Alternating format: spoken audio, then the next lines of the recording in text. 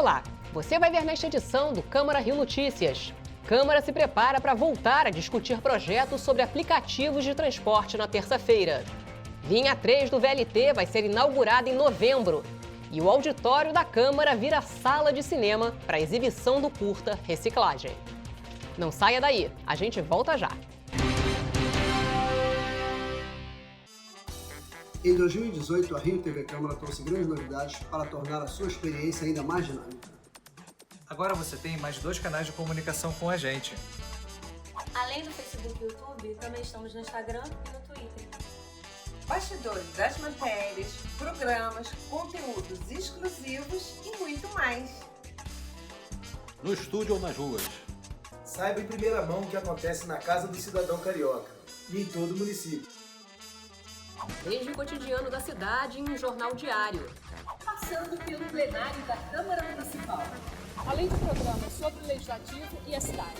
E debates com vereadores e especialistas sobre os temas mais relevantes para os cariocas. Uma linguagem dinâmica e informativa. Que colocamos no ar todos os dias. Participe, mande críticas, sugestões e nos ajude a fazer uma programação cada vez melhor. Você também faz parte dessa história. Trabalhamos duro para levar até você uma programação de qualidade. Seja onde for, a Rio TV Câmara estará conectada com você. Siga a Rio TV Câmara nas redes sociais.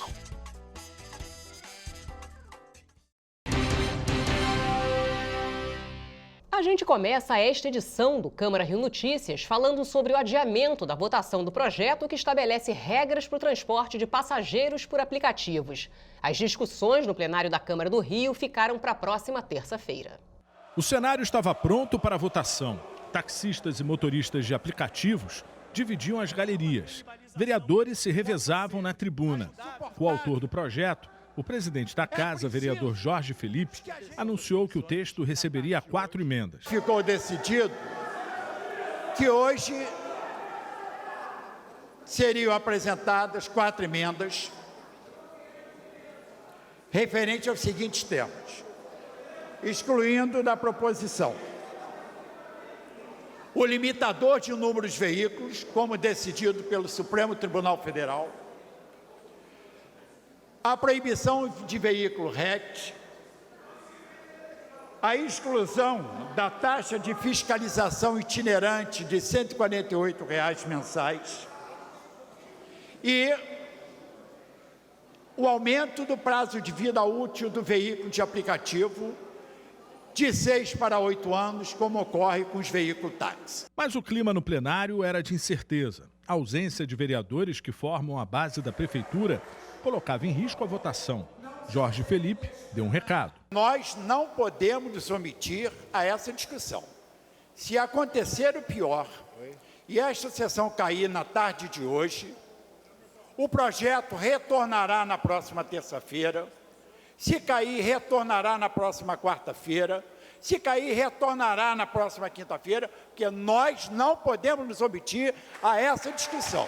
Vereadores favoráveis à adoção de regras mais duras para as empresas de transporte de passageiros por aplicativos defendiam a votação do projeto em primeira discussão. Eu acho que quem tinha que perder com essa regulamentação não é o motorista do Uber, é a empresa Uber. Não é o taxista, não é o taxista. São as empresas que exploram os taxistas auxiliares. É o Estado. É o Estado que submete a categoria a uma hiperregulamentação. A hierarquia dos transportes é o seguinte, é uma pirâmide invertida.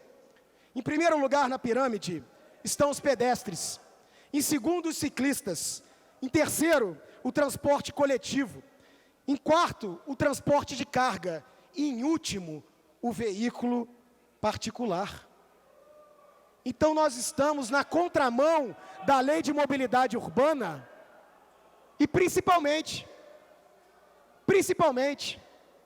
em desacordo com a lei federal. Aliás, a Uber está tentando inverter a lógica dos transportes. Ou seja, por isso, nós temos como obrigação corrigir essa anomalia. Nas galerias, os motoristas de aplicativos pediam adiamento da votação e aplaudiam os parlamentares contrários às mudanças. Às vésperas ou na iminência de votar esse projeto, nós ouvimos os usuários, nós ouvimos,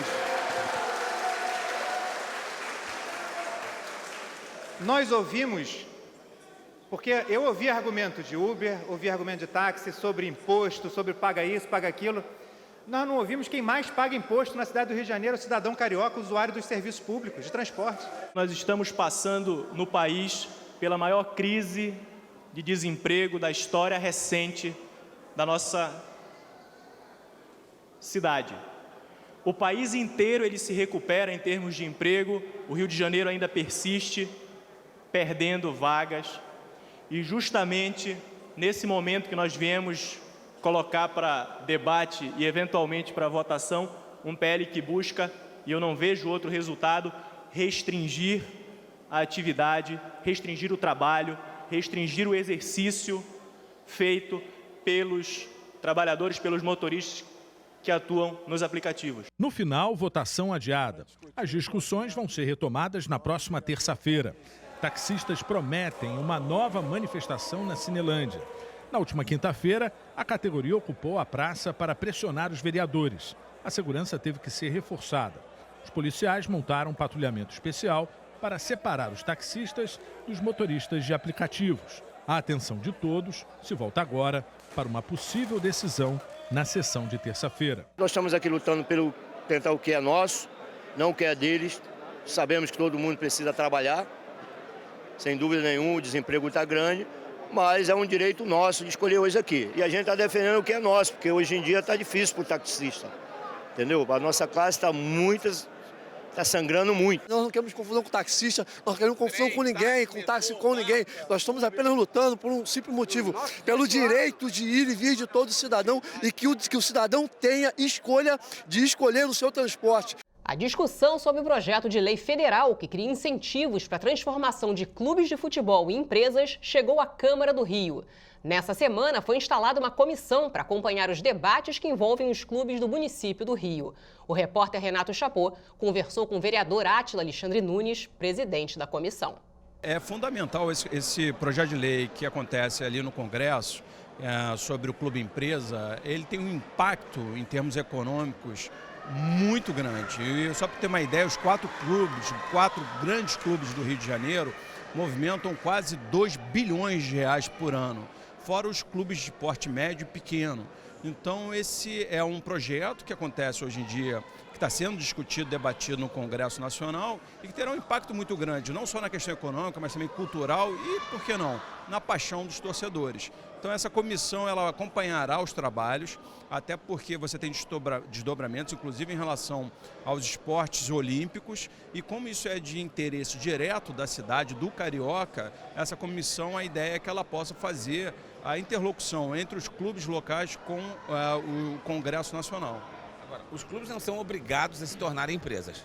Não, eles não são obrigados, mas o que se está discutindo são dois sistemas tributários, né? Aquele que mantém a figura social como é hoje ou aquele que se torna empresa. Então, como nós estamos falando de competições, no final das contas, tudo que vá dar um tratamento diferenciado pode ter um impacto, né, na capacidade de contratação de atletas, uma série de coisas. Então, daí o interesse de todos sobre o tema. A comissão já sondou os principais dirigentes dos grandes clubes para saber qual a posição deles? Olha, na realidade a gente vem acompanhando, inclusive já tivemos uma conversa com o relator, né, do projeto no Congresso, que é o deputado Pedro Paulo. Há interesses diferentes, né? Hoje o Flamengo se coloca muito mais reticente com relação ao projeto, já o Botafogo e o Fluminense manifestam um maior interesse e o Vasco ainda está analisando. Então daí você vê que é um processo que precisa ter participação, né, em todas as esferas, e é muito necessário realmente que a gente possa promover o diálogo e o debate antes que uma decisão seja tomada no Congresso. Quando acontece a primeira sessão da comissão? Olha, agora na realidade houve a definição, né, haverá, né, eu fiquei, né, eu sou presidente dessa comissão, o vereador Zico será o relator. Agora que foi definido, a nossa ideia é começar a requisitar o material que a gente possa realmente ter um momento de análise do projeto e marcar oficialmente uma reunião com o relator do projeto no Congresso. Debate público discute proposta de armamento da Guarda Municipal. Câmara realiza debate sobre a relação das pessoas com o lixo. CPI das enchentes recebe representantes da Secretaria Municipal de Fazenda. E presidente da SUIPA, Marcelo José Matos, é homenageado com a medalha São Francisco de Assis, terceiro milênio. A linha 3 do VLT vai ser inaugurada no início de novembro. O anúncio foi feito após uma reunião de representantes da Prefeitura e da empresa Veículo Leve Sobre Trilhos.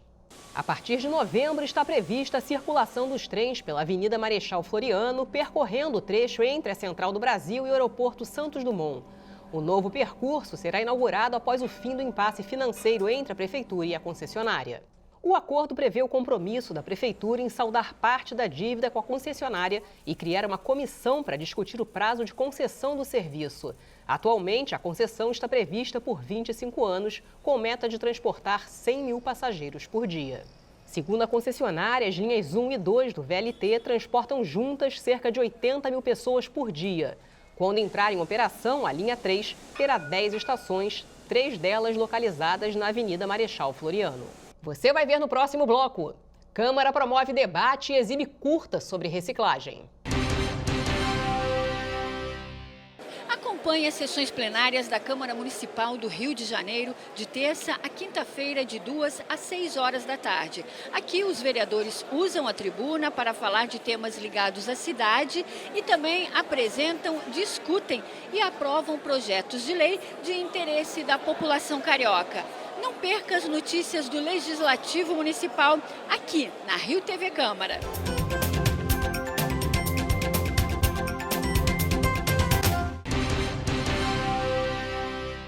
Uma pesquisa da FEComércio revelou que 57% dos consumidores no Rio de Janeiro pretendem comprar presentes no Dia das Crianças. A previsão é de que a data comemorada neste sábado movimente no comércio cerca de 1 bilhão e 200 milhões de reais. Sobre essa expectativa, eu conversei com Rafael Zanderer, economista da FEComércio. Rafael, muito obrigada pela presença e eu queria começar perguntando qual é a expectativa de vendas para esse Dia das Crianças. Olha, a expectativa é boa. Então, nós do Instituto FEComércio de Pesquisas e Análises, a gente estimou que o Dia das Crianças tem o condão de girar mais ou menos na economia, mais ou menos como algo em torno de 1,2 bilhão. Então, só para o telespectador entender mais ou menos como é feita essa conta, a gente pergunta quem é que tem a intenção de dar o presente para a criança ou comprar um presente para a criança. A gente estimou mais ou menos 57% da população adulta do estado do Rio e que mais ou menos, em média, cada uma gastaria, em média, 163. Então, fazendo uma continha simples e tirando algumas coisas estranhas da conta, a gente calculou em 1,2 bilhão. A estimativa é boa, apesar de a gente não ter comparação, a gente não ter realizado o mesmo estudo em 2018, a expectativa é muito boa, porque estão presentes no ano de 2019, neste Dia das Crianças, em outubro. Neste outubro estão presentes algumas condições que não estavam presentes no ano passado. Então, algumas coisas como, por exemplo, liberação do recurso a liberação dos recursos do FGTS e também o processo de extensão da política monetária podem contribuir para ampliar o consumo privado e, claro, o Dia das Crianças, que acontece em outubro, vai sair beneficiado com isso. Rafael, outras estratégias para poder atrair mais consumidores nessa data?